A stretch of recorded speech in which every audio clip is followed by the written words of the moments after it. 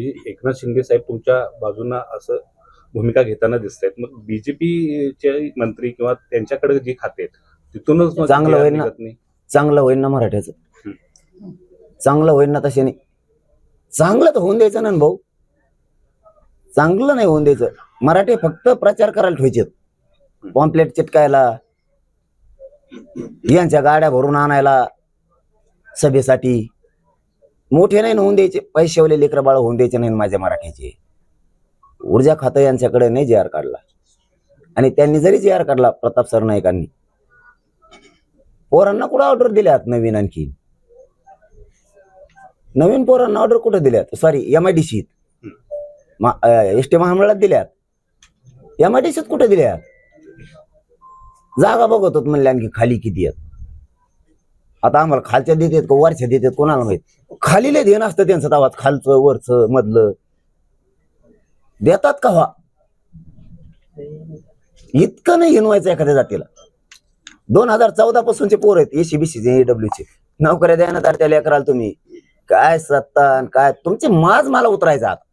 आता मी सोडतच नाही तुम्हाला, चूक नाही सुधारली ना तुम्हाला नाही सोडित मी आता. उठसूट भारतीय जनता पार्टीवर टीका करणं किंवा चंद्रशेखर बावनकुळे यांच्याबद्दल खालच्या पातळीवरती बोलणं हे जरांगे पाटलांचं अतिशय चुकीचं आहे, असं भाजपचे प्रवक्ते नवनाथ बन म्हणतात. आता हे कोण आलंय हो मधीच? बनसोळे, बनसोळ नवनाथ बन प्रवक्ते, भाजपचे मुख्य प्रवक्ते. ती फिदी काय कोण आहे ते मला नाही माहिती. नवीन जाऊन द्या असं कोणी. आणि तू काय करत होता आता? बहुत तेच करीत होता, सत्यच होता तेव्हा. हे काम सांगितलं का राहुल गांधीने? आता मराठ्याच्या इकडं काडी लावायची. अरे गेले ना खड्ड्यात तुम्ही सगळे, नीट वागा ना. 4-2 जणांमुळे बरं चाललंय त्याच्यात.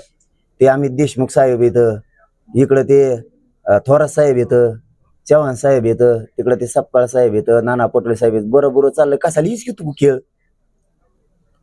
ते राहुल गांधी हे सांगितलं का मराठीच्या विरोधात बोल म्हणून? राहिले काँग्रेस बोटवर सुद्धा मदत करायला नाही काँग्रेस आणि बेसराम. कशाला घाल तू खड्ड्यात? नीट राह ना. तू कितीही बोलला तरी मी आरक्षण घेणारच आहे. काँग्रेस कशाला डुबी तू? राहुल गांधीने हे दांदा ज्याला धरला काय आता? त्याला म्हणा माय नाद लागून बरं त्या राहुल गांधीला, फेहुल गांधीला. मी सगळ्या टोप्या उलट्या सुलट्या करीत असतो. चलो, धन्यवाद. सुद्धा आज बैठक होणार आहे, काय वाटते आणि या सगळ्या नेत्यांना काय सांगा? नाही, आता तुम्ही किती उपसमितीच्या बैठक घेणार आहात हे बी कळायला तयार नाही राव. मी म्हणतो तुम्ही चूक केलेली त्याच्याबद्दल आधी बोला. तुम्ही जी चूक केली ना तिच्याबद्दल आधी बोला. तुम्ही चूक कबूल करा, लोकांचा रोष नक्की कमी होईल. तुम्ही चूक कबूल नाही केली तर हे मराठी तुम्हाला आता माफ करत नाही. तुम्ही पहिले चूक कबूल करा आणि मराठ्यांच्या गोरगरिबांच्या लेकरांचे प्रमाणपत्र रद्द केलेत की पुन्हा त्यांना द्या. त्यांचं लेकरांचं भविष्य यार, तुम्ही त्यांच्या आयुष्याशी नका खेळू यार. तुम्ही इतकं वाटोळ करण्याचा नका प्रयत्न करू. तुम्ही सत्तेत आलात म्हणजे तुम्ही मराठ्यांवरती अन्याय करायसाठी नाही आला. इतका अन्याय करू नका. आम्हाला ना तिरस्कार यायला लागला तुमच्या सरकारचा. आधी ज्या आमच्या सरकारबद्दलच्या भावना होत्या त्या भावना राहिलेल्या नाहीत. तुमच्याबद्दलचा तिरस्कार वाढू देऊ नका लोकांना. कारण प्रचंड मुस्लिम दलितात तिरस्कार वाढलेला आहे, शेतकरी वर्गात प्रचंड तिरस्कार वाढलेला आहे, मायक्रो OBC मध्ये प्रचंड तिरस्कार वाढलेला आहे. मराठा समाज हा संस्कार असल्यामुळं त्याच्यावरती तो असं वागत नव्हता, या बाजूला झुकतही नव्हता. परंतु इतकं हिणवलं ना तुमच्या सरकारनं माझ्या मराठ्याला, प्रचंड हिणवलं, प्रचंड अपमानित केलं. त्या बावनकुळ्यांनी त्यांनी प्रमाणपत्र रद्द देऊन तुम्ही जे छाताडावर नाचलात ना, मराठ्याच्या नेत्याच्या नाकावर टिचून बावनकुळ्याने जी मराठ्यांचं वाटोळं केलं, मराठ्यावरती अन्याय केला ना, मराठ्याला हिणवलं ना, ही तिरस्कार मराठ्यांना आता लय प्रचंड आला. तुम्ही एखादी गोष्ट करताना दादा कमी करा. एखाद्या समाजाला अपमानित करू नका, त्याचा तिरस्कार करू नका, त्याला हिणू नका. लोक खूप प्रचंड पेट घेतात हिणवल्याच्या नंतर. त्यामुळे उपसमितीच्या बैठका तुम्ही आज घेणार, तुम्ही करणार काय? 1 वर्षापासून सांगतोय 58 लाख नोंदीचे प्रमाणपत्र द्या. 1 महिन्याचा वेळ मला मुंबईच्या आंदोलनात मागितला होता की आम्ही 17 संस्थांचं गॅझेटियर औंध आणि पुणे आणि बॉम्बे गव्हर्नमेंटचे गॅजेटियर लागू करतो. कोल्हापूर संस्थांसहित काय वागता, काय समितीच्या बैठका घेता. तुम्हाला साधी एक केस मागं झाली नाही. तुम्हाला बलिदान गेलेल्या कुटुंबाचा महावितरण मधला ऊर्जा विभागाचा मंत्रालयाचा जी.आर. फडणवीस साहेब काढता आला नाही.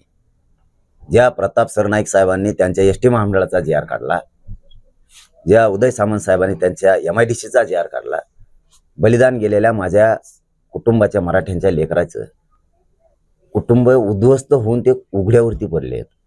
करता पुरुष घरातला गेलाय. मुद्दाम मीडियाच्या बांधवांचा यासाठी वेळ घेतोय की सहनच व्हाय नाही आता. त्या लेकरांना बाप दिसत नाहीये. त्याचा बाप या मराठ्यांना आरक्षण मिळावं म्हणून बलिदान दिले, त्याने आत्महत्या केली. त्याच्या लेकरांना तुम्ही फडणवीस साहेब तुमच्याकडे खातंय ते ऊर्जाचं, तुम्ही साधा जी.आर. काढू शकत नाहीत. आणि काय नाक उचलून बोलणार आहेत मराठ्या पुढे तुम्ही. उलट नालायक हे तुमच्या बावनकुळ्यासारखे लोक मराठा समाजाचे प्रमाणपत्र रद्द करतायत. आणि फडणवीस तुम्हाला मराठ्यांनी सत्तेवर बसवलं तरी बिनलाजासारखं तुमच्यातलं एकही त्याला चूक झाली म्हणत नाही. किती शोकांतिक आहे. अरे माझ्या मराठ्यांच्या नेत्याने तरी स्वतःच्या जातीच्या लेकराचं तुमच्या डोळ्यात देखता हे तुमच्या छाताडावर नाचा लागलेत, प्रमाणपत्र रद्द करायला लागलेत. तरीही तुम्हाला आमदार, मंत्री आणि खासदार म्हणायची मराठ्यांचे असल्यामुळे आम्हाला लाज वाटते राव. तुमच्यात थोडं तरी कसं रक्त उसळाना छत्रपतीचे शिवरायाचे विचार घेऊन चालता. प्रत्येक प्रचाराला नारळ फोडताना छत्रपतींच्या पुतळ्याला नारळ फोडता. छत्रपतीचे विचार घेऊन चाललो म्हणतात, बहुजनांचे विचार घेऊन चाललो म्हणतात. तुम्ही शाहू फुलेंचे, आंबेडकरांचे विचार घेऊन चालतो म्हणतात. अरे ज्या शाहूराजांनी सगळ्याला आरक्षण दिलं त्यांच्या लेकराचे प्रमाणपत्र रद्द करायचं महापाप हे करायला लागले तरी मंत्री आमदार बोलत नाहीत मराठ्यांचे. आजच्या कॅबिनेटमध्ये या मराठा मंत्र्यांनी बोलावं असं वाटतंय. मग बोला नाही तिकडं मग समाट्यात जा.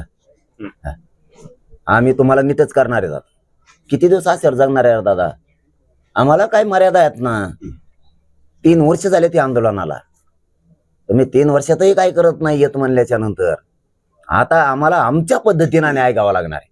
आणि एखाद्या वेळेस मुंबईलाच आंदोलन करण्याचा निर्णय होऊ शकतो.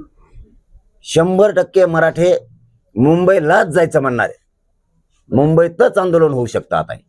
पुन्हा एकदा हा सरकारला एल्गारच असेल, कारण मागच्या वेळेचं सुद्धा आंदोलन सरकारनं बघितलं होतं. तुमचं ताकद जी दाखवली होती तुम्ही, पुन्हा एकदा आता ताकद दाखवण्याची तयारीत मराठी दिसत आहेत. आता तिकडून पण येणार. सुरत मार्गे हरियाणा, मध्य प्रदेश, राजस्थान, बडोदा, गुजरात, मध्य प्रदेश, समुद्रमार्गे गोव्याहून चौकून मराठे येणार आहेत. एखाद्या वेळेस कदाचित मुंबईतच आंदोलन होण्याची शक्यता आहे. कारण मराठ्यात तीच कुजबुज आहे. मी कुजबुज ऐकतोय, मी विनंती करतोय जे आपण अंतर्वालीतच करूया. परंतु मीडियाला जर कधी काही गोष्टी सांगितल्या नाही तर मीडियाचा मग माझ्यावरचा विश्वास उडत. मग माझ्याने रात पोटात हे 2 दिवसापासून खलबत चालू आहे की पाटील मुंबईतच जायचं. सगळे मराठी कामं बंद करायला तयार आहेत, नोकऱ्याला रजा द्यायला तयार आहेत, व्यावसायिक कुलप लावायला तयार आहेत, त्यांच्या व्यवसायाला बंद करून यायला तयार आहेत.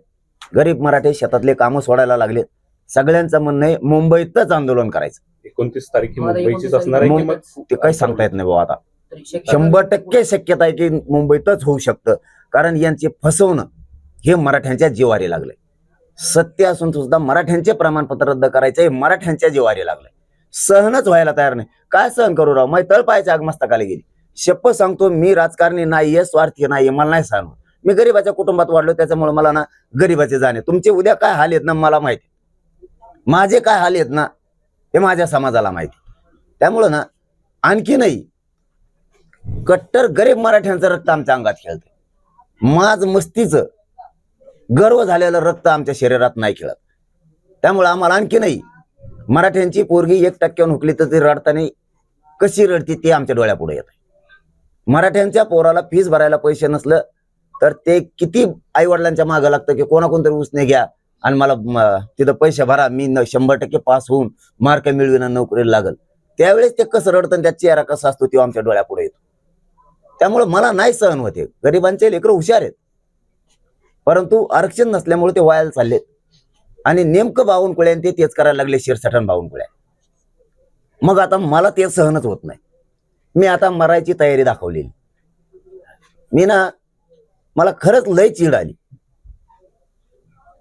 इतकं वाईट सरकार नसूनही की त्यांनी गरीब मराठ्यांवरती इतकं मोठं षड्यंत्र रचून मराठा समाजावर अन्याय करावा बावनकुळ्यासाठी. तुम्हाला एक बावनकुळ्या पाहिजे फक्त फडणवीस साहेब, मराठी नाही पाहिजे तुम्हाला. शिंदे साहेबाला ते फडणवीस या पाहिजे ते शिरसाट, मराठी नाही पाहिजेत. ज्या मराठ्यांनी तुमची उंची वाढवली, अरे त्याला तुम्ही पायाखाली तुडविणार का? एवढं सोपं समजू नका तुम्ही दोघं सुद्धा. मी लय तराला लागलोय आता. तुम्ही जे करायला नको होतं ना तेच केलंय. तुम्ही आणखीनही सांगतो, चूक सुधरा बरं का. हाताच्या बाहेर गोष्टी जाऊ देऊ नका. तुम्ही चूक सुधरा. मराठ्यांच्या नेत्याला सुद्धा प्रामाणिक सांगतो, आम्हाला रात्री फोन येतात. दिवसभर मी दौऱ्यात असतो, दिवसभर आलेले फोन रात्रीच्याला हे होत आहे.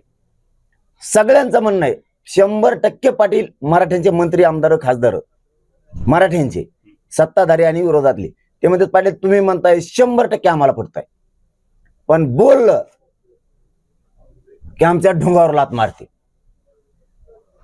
म्हणून आम्हाला बोलता येत नाही. महाविकास आघाडीतले म्हणतात, बोललं की ते चौकशी लावतात पाटील, नोटीस पाठवतात. सत्तेतले म्हणतात आमचं पण खूप मोठं साम्राज्य आहे. मस्त तुम्ही खरं बोलताय, आमच्या पण जिवारी लागलंय, पण विलाजच नाहीये. याचा अर्थ मराठ्याच्या आमदार, खासदार, मंत्र्यांना आतून बी मान्य झालाय. आता काही राणे साहेबासारखे ओपन पण बोलायलेत, काही जातवान मराठी व्हायला लागलेत आता, पण काही मनातलं पण सांगायलेत. मी हे पोट तिडकीनं सांगतोय, माझ्या समाजाच्या लेकराचा फक्त वाटोळं करू नका. तुम्हाला राजकारणात काय करायचं करा, मला राजकारणाशी देणं घेणं नाही. नसता तुमचा टांगा मला पलटी करायला वेळच लागणार नाही. मी जातीसाठी काहीही करू शकतो, कितीही कठोर निर्णय घेऊ शकतो. लय वाईट दिवस आणीन तुमच्यावर. तुम्हाला जे आज सुखाचे दिवस वाटतात ना, सत्तेपुढे शानपण चालत नाही, काहीच चालणार नाही. तुम्हाला गाडीत बसून सुद्धा नाही पाळता येणार.